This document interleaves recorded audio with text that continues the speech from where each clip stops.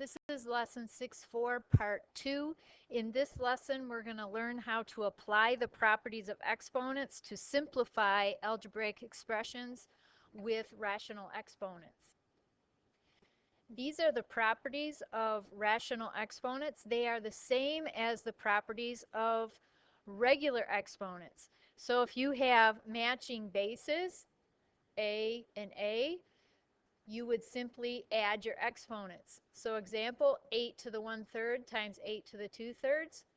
The 8 is your base. It's matching in both cases. Add your exponents so you get 3/3. And 3/3 equals 1, so it's just 8. In the next example, you have a power raised to a power. And what you do here is you multiply your exponents. So 5 to the 1/2 raised to the 4th power means we're going to multiply 1/2 times 4, which gives us 4/2, which equals 2. And 5 squared is 25. In the next example, we have a product of powers.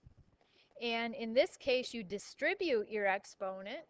So this becomes 4 to the 1/2 times 5 to the 1/2, which means the square root of 4 times the square root of 5. Square root of 4 is 2. 5 is not a perfect square, so that would be 2 root 5. Or if you want to write it in exponent form, that'd be 2 times 5 to the 1/2. Some more properties of exponents. If you have a negative exponent, that means make a reciprocal. In this case, we have 9 to the negative 1/2. So we're going to make a reciprocal, so that gives us 9 to the 1/2. And then we know a 1/2 power means a square root. So the square root of 9 is 3, so this becomes 1/3. In the next example, we have a quotient of powers. So when you have matching bases, like we do here with both 7s, you would subtract your exponents. So 3/2 minus 1/2 is 2/2, and 2/2 equals 1, so that just equals 7 to the 1st power. In our final example, this is a power of quotients.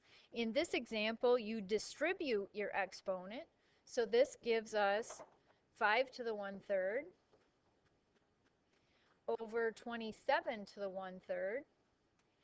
And that's the same thing as cube root of 5 over cube root of 27.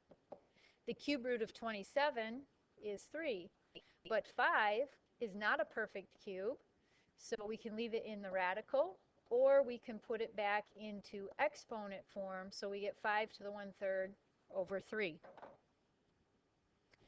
To simplify this fraction, since we don't have matching indices, we're going to rewrite this in exponent form. So the numerator becomes x to the 3/4, and the denominator becomes x to the 2/8. And then this is a quotient of powers, so we would subtract our exponents. So we have 3/4 minus 2/8. To subtract fractions, you'll need a common denominator, and 2/8 reduces to 1/4. So then we can subtract the numerators. 3 minus 1 is 2, so we have 2/4 here. That reduces to 1/2. And so in simplest form, this expression with radicals can be written as square root of x.